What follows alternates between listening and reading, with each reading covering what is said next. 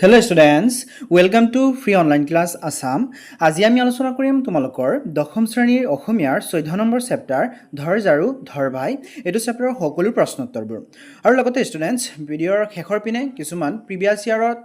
HSLC এক্সামত আহি যোৱা কিছুমান ইম্পৰ্টেণ্ট কুৱেশ্যন এনসাৰ সো তোমালোকে ভিডিঅ'টো লাষ্টলৈকে চাই থাকিবা আৰু চেনেলটো সাবস্ক্ৰাইব কৰি ৰাখিবা আৰু লগতে ষ্টুডেন্টস তোমালোকে চেপ্টাৰটো এবাৰ পঢ়িবা চেপ্টাৰটো পঢ়াৰ লগতে তোমালোকে লেখকৰ পৰিচয়ৰ বিষয়েও পঢ়িবা চোৱা ইয়াত লেখকৰ নাম হৈছে অম্বিকাগিৰি ৰায় চৌধুৰী তোমালোকে যদি প্ৰিভিয়াছ ইয়াৰৰ কুৱেশ্যন চোৱা তাত তোমালোকে দেখিব পাৰিবা তাত প্ৰায়বিলাক 1 মাৰ্কৰ কুৱেশ্যন লেখকৰ পৰিচয়ৰ পৰা আহে সো তোমালোকে লেখকৰ পৰিচয়টো ইগনোৰ নকৰিবা হেতু ভালকে পঢ়িবা ঠিক আছে সো বলা আমি কুৱেশ্যন কিটালৈ আগবাঢ়ো প্ৰথমতে চোৱা 1 নম্বৰ কুৱেশ্যন দিয়া আছে অতি চমুকৈ উত্তৰ দিয়া তাৰ আন্ডাৰত ক নম্বৰ কুৱেশ্যন আছে অম্বিকাগিৰি ৰায় চৌধুৰীক কি আখ্যা দিয়া হৈছিল এনসাৰ হ'ব অম্বিকাগিৰি ৰায় চৌধুৰীক অসম কেশৰী আখ্যা দিয়া হৈছিল তাৰপিছত চোৱা খ নম্বৰ হাতামপুৰখীয়া খুনৰ চোতালঘৰ কিহেৰে পুত খাই আছে বুলি কবিয়ে কৈছে এনসাৰ হ'ব হাতামপুৰখীয়া খুনৰ চোতালঘৰ বহুযুগৰ বুহৰ পৰি পুত খাই আছে বুলি কবিয়ে কৈছে তাৰপিছত চোৱা নেক্সট কুৱেশ্যন জাতিৰ জীৱন মনুষ্যৰ কৰিবলৈ কবিয়ে কি বেখেৰে জাৰু ধৰিবলৈ কৈছে এনসাৰ হ'ব জাতিৰ জীৱন মনুষ্যৰ কৰিবলৈ কবিয়ে বীৰ বেখেৰে জাৰু ধৰিবলৈ কৈছে তাৰপিছত চোৱা নেক্সট কুৱেশ্যন কবিয়ে চাই থাকোতে মুখ কিহেৰে ভৰি পৰিল ভুলিছে এনসাৰ হ'ব কবিয়ে চাই থাকোতে মুখ কাজল চাইৰে ভৰি পৰিল বুলি কৈছে তাৰপিছত চোৱা নেক্সট কুৱেশ্যন 2 নম্বৰ হোল এৱে তোৰ সময় খবৰ জাতিৰ জাৰুদাৰ যে ভাই ইয়াত কবিয়ে কি কাৰণে জাতিৰ জাৰুদাৰ হোৱাৰ সময় হলহি বুলি হুকিয়াই দিছে এনসাৰ হ'ব কবিয়ে ভাৰতীয়সকলক হিংসা দেশ জাতিভেদ আৰু সংকীৰ্ণতা দূৰ কৰি ঐক্যবদ্ধ হ'বলৈ আহ্বান জনাইছে দেশৰ স্বাধীনতা লাভৰ বাবে মনৰ মলি পৰিষ্কাৰ কৰি জাতিৰ জাৰুদাৰ হোৱাৰ সময় আহি পৰিছে বুলি হুকিয়াই দিছে তাৰপিছত চোৱা 3 নম্বৰ কুৱেশ্যন নহলে যে বিশ্বসভাত নহব তোৰ বহাৰ ঠাই বিশ্বসভাত বহাৰ ঠাই পাবলৈ কবিয়ে কি কৰিবলৈ নিৰ্দেশ দিছে এনসাৰ হ'ব কবিয়ে হিংসা দেশ জাতিভেদ আৰু ধনী দুখীয়াৰ ভেদাভেদ পৰিহাৰ কৰি সকলোকে ঐক্যবদ্ধ হৈ দেশক স্বাধীন কৰিবলৈ নিৰ্দেশ দিছে তেতিয়াহে আমাৰ দেশে বিশ্বসভাত সন্মানৰ সৈতে স্থান লাভ কৰিব তাৰপিছত চোৱা নেক্সট কুৱেশ্যন ধৰ জাৰু ধৰ বাই কবিতাটোৰ মূল ভাৱ লিখা এটো ভেৰি ইম্পৰ্টেন্ট হয় কবিতাৰ যিকিটা বিশেষকৈ কবিতা আছে ষ্টুডেন্টস তোমালোকে কবিতাকিটাৰ মূল ভাৱটো ভালকে পঢ়িবা কবিতাবিলাকত কি হয় তোমালোকে যদি এবাৰ কবিতাবিলাক পঢ়া তোমালোকে গুটেকিটা কবিতা পঢ়িবা গুটেকিটা কবিতাৰ প্ৰশ্ন উত্তৰ পঢ়িবা তেনেহলে তোমালোকে গম পাবা প্ৰত্যেকটো কবিতাৰ প্ৰত্যেকটো কুৱেশ্যনৰ মাজতে এটা লিংক আছে প্ৰত্যেকটো এনসাৰেই প্ৰায় এক ধৰণৰ হয় সো যদি তোমালোকে কবিতাৰ মূল ভাৱটো শিকি লোৱা তেনেহলে তোমালোকে চেপ্টাৰটো থকা গুটেকিটা এনসাৰ তোমালোকে কৰিব পাৰিবা ঠিক আছে তোমালোকে যদি শিকিও নোযোৱা তোমালোকে যদি মুখস্থও নকৰা তোমালোকে বনাই হলেও লিখিব পাৰিবা মূল ভাৱৰ পৰা এনসাৰটো উলিয়াই তোমালোকে এক্সট্ৰাকে নিজে লিখিব পাৰিবা আৰু তোমালোকে জানাই যিমান নিজৰ ক্ৰিয়েটিভিটি দি কুৱেশ্যন এনসাৰ লিখা হয় এক্সামিনাৰে হিমান ভাল পায় আৰু মাৰ্ক দিয়ে ঠিক আছে সো তোমালোকে মূল ভাৱটো ভালকে পঢ়িবা ঠিক আছে তাৰপিছত চোৱা মূল ভাৱটো কি হ'ব উত্তৰ হ'ব চোৱা ধৰ জাৰু ধৰ বাই কবিতাটোৰ মূল ভাৱ হৈছে দেশবাসীৰ মনৰ মলি আঁতৰাই ঐক্যবদ্ধ হোৱা আৰু লগতে ষ্টুডেন্টস মই তোমালোকক প্ৰথমতে কৈ দিওঁ এইটো এনসাৰ যদিও লিখা হোৱা নাই মই তোমালোকক কৈছোঁ তোমালোকে কবিতাৰ মূল ভাৱ লিখোতে আৰম্ভণিতে তোমালোকে কবিতাটোৰ লেখকজনৰ নাম লিখিবা যে তেনেকৈ তোমালোকে অম্বিকাগিৰি ৰায় চৌধুৰী এনেকৈ লিখিব পাৰিবা তোমালোকে এনেকৈ লিখিবা যে লেখক অম্বিকাগিৰি ৰায় চৌধুৰীয়ে লিখা কবিতা ধৰ জাৰু ধৰ বাই কবিতাটোৰ মূল ভাৱ হৈছে এনেকৈ তোমালোকে লিখি ল'বা ঠিক আছে সো চোৱা ধৰ জাৰু ধৰ বাই কবিতাটোৰ মূল ভাৱ হৈছে দেশবাসীৰ মনৰ মলি আঁতৰাই ঐক্যবদ্ধ হোৱা জাৰুৰে যেনেকৈ ঘৰৰ মলি আৱৰ্জনা পৰিষ্কাৰ কৰা হয় তেনেদৰে হিংসা দেশ জাতি ভেদ উচ্চ নিচ ভাৱ ঘৃণা আৰু সংকীৰ্ণতা আদি মনৰ মলি আঁতৰাব লাগে এই ভেদাভেদৰ বাবেই দেশবাসীৰ মাজত অনৈক্যৰ সৃষ্টি হৈছে আৰু দেশবাসীয়ে তাৰ সুযোগ লৈ দেশ শাসন কৰিছে সৰি ইয়াত বিদেশবাসীয়ে ঠিক আছে মই দেশবাসীয়ে কৈছোঁ সৰি বিদেশবাসীয়ে তাৰ সুযোগ লৈ দেশ শাসন কৰিছে সেয়ে কবিয়ে সকলো ভেদাভেদ পাহৰি ঐক্যবদ্ধ হৈ দেশৰ স্বাধীনতা ঘূৰাই আনিবলৈ আহ্বান জনাইছে স্বাধীনতা লাভ কৰিলেহে আমাৰ দেশে বিশ্বসভাত সন্মানজনক স্থান লাভ কৰিব ঠিক আছে সো কবিতাটোৰ মূল ভাৱত লেখকে বিশেষকৈ কি কৈছে যে আমি নিজৰ মাজত যিটো ঐক্যবদ্ধ আছে সেই ঐক্যবদ্ধটো আমি সকলো সময়তে একে ৰাখিব লাগে আমাৰ মাজত থকা বিভিন্ন ধৰণৰ বেলেগ বেলেগ মনোভাৱ আমাৰ মাজত থকা হিংসাবোধ এইবিলাক আঁতৰাই পেলাব লাগে ঠিক আছে এইবিলাক আঁতৰাই পেলাই আমাৰ মনৰ আৱৰ্জনাবোৰ দূৰ কৰিব লাগে আৰু আমি সকলো জাতি বৰ্ণ ভাষা নিৰ্বিশেষে সকলোৱে একেলগে হৈ আমি আগবাঢ়িব লাগে যদি আমি সকলোৱে এনেকৈ একেলগে থাকোঁ তেনেহ'লে আমি বিশ্বৰ সন্মুখত আমাৰ দেশখনক এটা সুন্দৰ দেশ হিচাপে তুলি ধৰিব পাৰিম ঠিক আছে তাৰপিছত চোৱা নেক্সট 5 নম্বৰ ব্যাখ্যা কৰা ক নম্বৰ দিয়া আছে হিংসা দেশৰ ভেদাভেদৰ ঘৃণাগ্ৰী স্বাৰ্থ ভেমৰ কত যে কি মলি মামৰ ভৰি জাতিৰ জীৱন যায় ঠিক আছে সো এইটো কি হ'ব চোৱা ব্যাখ্যা কৰিলে ওপৰত তুলি দিয়া কবিতাংশ অম্বিকাগিৰি ৰায়চৌধুৰী ৰচিত ধৰ জাৰু ধৰবাই নামৰ দেশপ্ৰেমমূলক কবিতাটোৰ পৰা উদ্ধৃত কৰা হৈছে তাৰপিছত চোৱা ইয়াৰ ব্যাখ্যাটো কি হ'ব উদ্ধৃত কবিতাভাষীৰ মাজেদি কবিয়ে হিংসা দেশ ভেদাভেদ ঘৃণা অসমিকা আৰু স্বাৰ্থপৰতাক মনমলি বুলি কৈছে এইবোৰৰ বাবেই দেশবাসীৰ মাজত অনৈক্যৰ সৃষ্টি হৈছে আৰু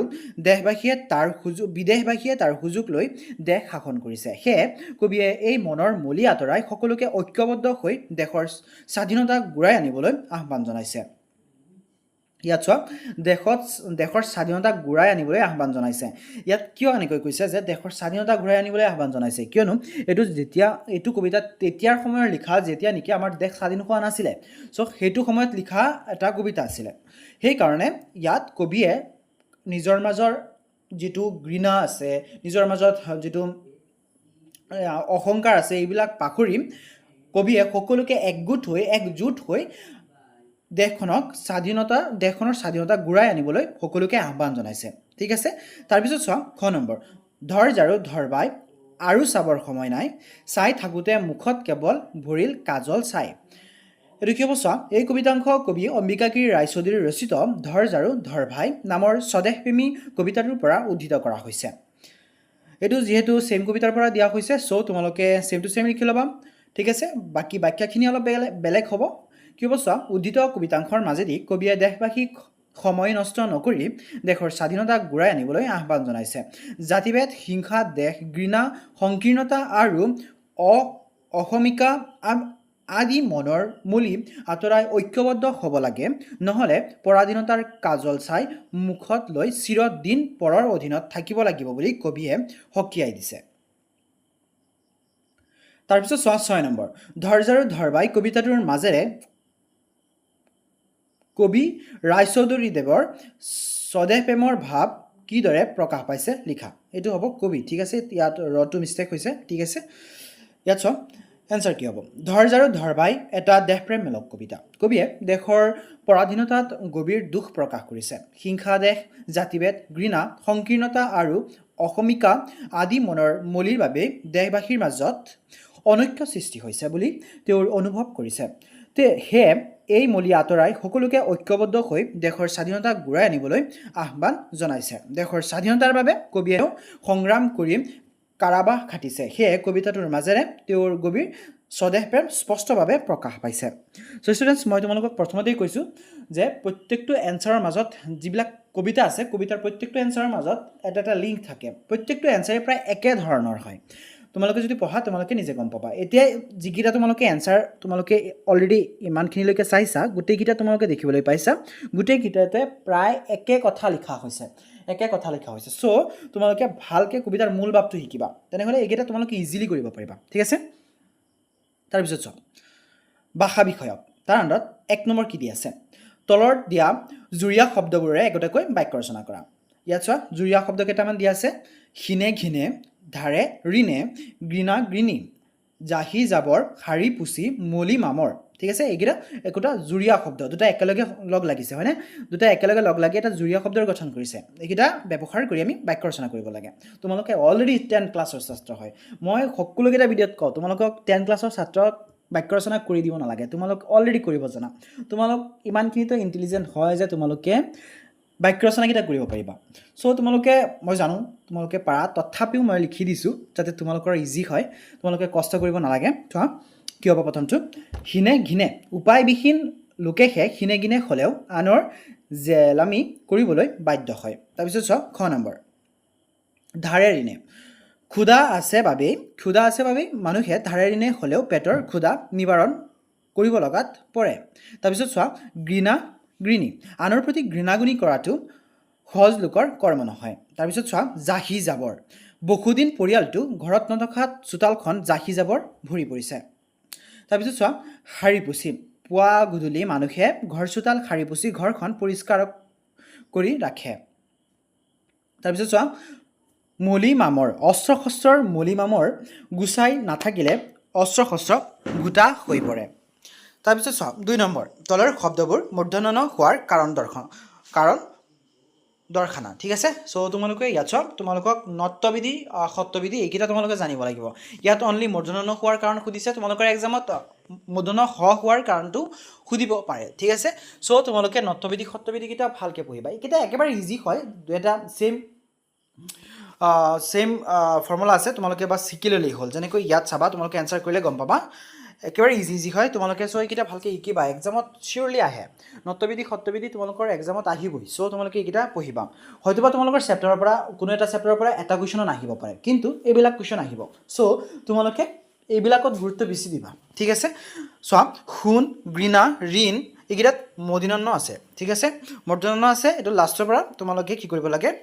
কাৰণটো লিখিব লাগে ক নম্বৰটো চোৱা শুন স্বাভাৱিকতে মূৰ্ধন্য হৈছে শুনৰ স্বাভাৱিকতে মূৰ্ধন্য নহয় ইয়াত কোনো কাৰণৰ দৰকাৰ নাই ঠিক আছে তাৰপিছত চোৱা ঘৃণা ৰিকাৰৰ পাছত থকা দন্তন্য মূৰ্ধন্য নহয় ঠিক আছে তাৰপিছত চোৱা ঋণ ৰিৰ পাছত থকা দন্তন্য মূৰ্ধন্য নহয় সেমে হয় মই তোমালোকক কৈছোঁ বাছ 3-4টা নিয়ম শিকিব লাগে বাকীখিনি তোমালোকে ইজিলি কৰিব পাৰিবা তাৰপিছত চোৱা 3 নম্বৰ বিপৰীত শব্দ লিখা ঘৃণা স্বাৰ্থ জীৱন বীৰ ঠিক আছে এইকেইটাৰ বিপৰীত শব্দ লিখিব লাগে চোৱা ঘৃণা কি হ'ব ঘৃণা হ'ব আদৰ তাৰপিছত খ নম্বৰ আছে স্বাৰ্থ হ'ব নিস্বাৰ্থ তাৰপিছত চোৱা জীৱন আছে যেতিয়া মৰণ হ'বই হয়নে চ' বিপৰীত হ'ব মৰণ তাৰপিছত চোৱা বীৰ হ'ব বীৰু ঠিক আছে তাৰপিছত তোমালোকক ভিডিঅ'ৰ প্ৰথমতে মই কৈছিলোঁ কিছুমান HSLC এক্সামত আহি যোৱা প্ৰিভিয়াছ ইয়াৰৰ কুৱেশ্যন মই ভিডিঅ'ৰ শেষৰ পিনে আলোচনা কৰিম চ' চোৱা এইটো চেপ্টাৰৰ পৰা যিকেইটা HSLC এক্সামত প্ৰিভিয়াছ ইয়াৰত আহি গৈছে 2015 চনৰ পৰা 2025 চনৰ ভিতৰত প্ৰথম কুৱেশ্যনটো চোৱা ধৰ জাৰু ধৰবাই কবিতাটোৰ কবি কোন 2018ত আহিছে মই তোমালোকক প্ৰথমতে কৈছোঁ যে বেছিভাগ কুৱেশ্যন কবিৰ পৰিচয়ৰ পৰা আহে 1 মাৰ্কৰ কুৱেশ্যন বিশেষকৈ 1 মাৰ্কৰ কুৱেশ্যন কবিৰ পৰিচয়ৰ পৰা আহে চ' চোৱা প্ৰথম কুৱেশ্যনটো 2018ত আহিছিলে ধৰ জাৰু ধৰবাই কবিতাটোৰ কবিজনৰ নাম কি চ' এইটো কি হয় তোমালোকে অলৰেডি জানা হয়নে অম্বিকাগিৰি ৰায়চৌধুৰী তাৰপিছত চোৱা 2 নম্বৰ কবিয়ে কিহেৰে মুখ ভৰি পৰিল বুলি কৈছে এইটো 2019ত আহিছে এইটো চোৱা কি হ'ব কবি এক কাজল চাইৰে মানে পৰাধীনতাৰ গ্লানি মুখ ভৰি পৰিল বুলি কৈছে তাৰপিছত চোৱা কবিয়ে কাক জাতিৰ জাৰুদাৰ হ'বলৈ কৈছে 2020 চনত আহিছে কবিয়ে দেশৰ প্ৰতিজন লোককে জাতিৰ জাৰুদাৰ হ'বলৈ কৈছে তাৰপিছত চোৱা অম্বিকাগিৰি ৰায়চৌধুৰীক কি নামেৰে জনা যায় এইটো হ'ব চোৱা 2022 চনত আহিছে অম্বিকাগিৰি ৰায়চৌধুৰীক অসমৰ কেশৰী নামেৰে জনা যায় তাৰপিছত চোৱা দীঘল কুৱেশ্যন কোনকেইটা আহিছে এইটো চেপ্টাৰৰ পৰা 1 নম্বৰ আছে চোৱা ধৰ জাৰু ধৰবাই কবিতাটোৰ মাজেৰে কবিয়ে কি বাৰ্তা দিব বিচাৰিছে বহলাই লিখা ইম্পৰ্টেণ্ট কুৱেশ্যন হয় চোৱা দুটা চনত আহিছে 2019ত আহিছে 2022ত আহিছে ঠিক আছে এনসাৰ হ'ব চোৱা ধৰ জাৰু ধৰবাই কবিতাটোৰ মাজেৰে কবিয়ে দেশবাসীক জাগৰণৰ ঐক্য আৰু দেশপ্ৰেমৰ বাৰ্তা দিব বিচাৰিছে চ' কি দিব বিচাৰিছে ধৰ জাৰু ধৰবাই কবিতাটোৰ মাজেৰে কবিয়ে দেশবাসীক জাগৰণৰ ঐক্য আৰু দেশপ্ৰেমৰ বাৰ্তা দিব বিচাৰিছে তেওঁ দেশবাসীক নিষ্ক্ৰিয় হৈ নাথাকি দেশৰ উন্নতিৰ বাবে কাম কৰিবলৈ আহ্বান জনাইছে সমাজৰ পৰা হিংসা ভেদাভেদ স্বাৰ্থপৰতা অন্ধবিশ্বাস আদি আঁতৰাই সমাজখনক নিকা কৰিবলৈ কবিয়ে জাৰুৰ প্ৰতীক ব্যৱহাৰ কৰিছে কবিৰ মতে কেৱল ৰাজনৈতিক স্বাধীনতাই প্ৰকৃত স্বাধীনতা নহয় মানসিক আৰু সামাজিক মুক্তিও প্ৰয়োজন সেয়ে প্ৰতিজন নাগৰিকক জাতিৰ জাৰুদাৰ হৈ ঐক্যবদ্ধভাৱে দেশ আৰু সমাজ গঢ়াৰ আহ্বান জনোৱাই কবিতাটোৰ মূল বাৰ্তা ঠিক আছে চ' কবিতাটোৰ মূল বাৰ্তা কি হয় কবিতাটোৰ মূল বাৰ্তা হৈছে প্ৰত্যেকজন মানুহকে জাগৰূক কৰা প্ৰত্যেকজন মানুহে যাতে নিষ্ক্ৰিয় হৈ নাথাকি প্ৰত্যেকজন মানুহে যাতে দেশখনৰ স্বাধীনৰ বাবে নিজৰ স্বাৰ্থৰ বাবে দেশখনৰ স্বাৰ্থৰ বাবে ওলাই আহে চ' সেইটোৰ কাৰণে কবিয়ে মূল বাৰ্তা দিবৰ কাৰণে এই কবিতাটো লিখিছে ঠিক আছে তাৰপিছত চোৱা 2 নম্বৰ কবিতাটোত জাৰু শব্দটো কি অৰ্থত ব্যৱহাৰ কৰা হৈছে ইয়াৰ প্ৰতীক অৰ্থ বিশ্লেষণ কৰা 2020 চনত আহিছে এইটো এনচাৰ হ'ব চোৱা কবিতাটোত ঝাৰু শব্দটো কেৱল ঘৰ দুৱাৰ চাফা কৰা সঁজুলি হিচাপে ব্যৱহাৰ কৰা হোৱা নাই ঠিক আছে কবিতাত ঘৰ দুৱাৰ চাফা কৰা সঁজুলি হিচাপে ঝাৰুটো ব্যৱহাৰ কৰা হোৱা নাই এইটো বাছ এটা সংকেত হিচাপেহে ব্যৱহাৰ কৰিছে ইয়াৰ এক গভীৰ প্ৰতীক অৰ্থ আছে ঝাৰু হৈছে জাগৰণ সংস্কাৰ আৰু পৰিৱৰ্তনৰ প্ৰতীক ইয়াৰ দ্বাৰা কবিয়ে সমাজ আৰু মানুহৰ মনত থকা পৰাধীনতাৰ মানসিকতা হিংসাদেহ জাতিভেদ উচ্চ নিচ ভাৱনা আৰু স্বাৰ্থপৰতাৰ দৰে মলিবোৰ আঁতৰাবলৈ আহ্বান জনাইছে সেয়ে ঝাৰুৰ জৰিয়তে কবিয়ে সমাজক পৰিষ্কাৰ কৰি এক নতুন সুস্থ আৰু শক্তিশালী জাতি গঢ়ি তোলাৰ বাৰ্তা দিছে সো ষ্টুডেণ্টছ সেইখিনিতে তোমালোকৰ এইটো চেপ্টাৰৰ সকলো প্ৰশ্ন উত্তৰবোৰ শেষ হৈছে যদি ভিডিঅ'টো ভাল লাগিছে তেনেহ'লে লাইক কমেণ্ট শ্বেয়াৰ এটা কৰিবা আৰু চেনেলটো ছাবস্ক্ৰাইব কৰি ৰাখিবা তোমালোকৰ সৰু এটা কমেণ্ট এটা লাইক এটা শ্বেয়াৰে মোক বহু পৰিমাণে অনুপ্ৰেৰণা যোগায় সো যদি তোমালোকে ভিডিঅ'টো হেল্পফুল বুলি ভাবিছা তেনেহ'লে চেনেলটো ছাবস্ক্ৰাইব কৰি ৰাখিবা আৰু লগতে ষ্টুডেণ্টছ তোমালোকে এইটো চেনেলৰ প্লেলিষ্টটো ভিজিট কৰিব পাৰা তাত সকলো চেপ্টাৰৰ সকলো ছাবজেক্টৰ ভিডিঅ'বোৰ চিৰিয়েলকৈ দিয়া আছে তাৰ পৰা চাব পাৰিবা ভিডিঅ'টো লাষ্টলৈকে দেখাৰ বাবে ধন্যবাদ